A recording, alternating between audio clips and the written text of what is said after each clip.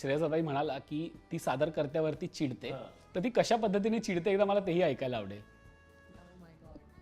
नाही दीप्तीचं चिडणं ॲक्च्युली ती असं बोलत नाही, ती फक्त असं बघते.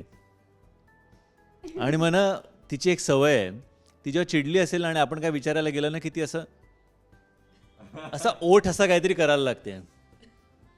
नाही ठीक आहे असं काहीतरी करते. तेव्हा समजून जायचं की आता तुम्ही त्या नादाला जाऊच नका.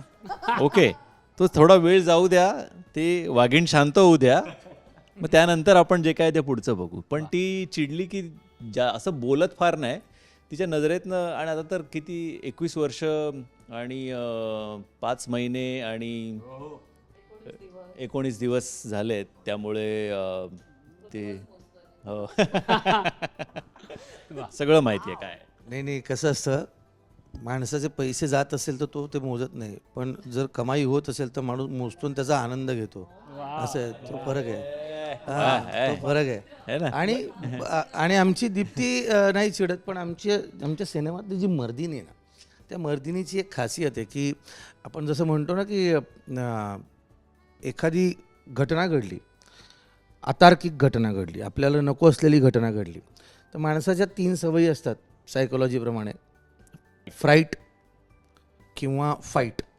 तर आमची मर्दिनी पण तशी आहे की एक घटना घडते, तिच्या अंगावर ते संकट धावून येतं, ती थिजते, नंतर ती तिथून पळ काढते. पण जेव्हा ते संकट आणखी मोठं होऊ लागतं, तिला लक्षात येतं की आणखी कुठे पळणार आहोत, आता आपण त्याला सामोरं जाऊया, आणि मग ती चिडते. आणि जेव्हा ती चिडते तेव्हा ती ज्या पद्धतीने चिडते, ती जी चीड आहे, जी आज समाजामध्ये आपण इतरत्र गोष्टी पाहतो, एकीकडे आपण आपला विरंगुळा शोधतोच आणि आपण एकमेकांविषयी सगळं चांगलं बोलतोच, उत्तम गोष्टी एकमेकांच्या परिवारामध्ये. म्हणजे उद्या समजा एखादं संकट, जेव्हा एक संकट धावून आलं, हिच्यातली मर्दिनी जागी झाली आणि त्या संकटाशी 2 हात तिने केले. तशी आमचीसुद्धा मर्दिनी आहे, जिच्या आयुष्यात एक संकट येतं आणि ती त्याला कशा प्रकारे सामोरी जाते आणि मर्दिनी होऊन लढते.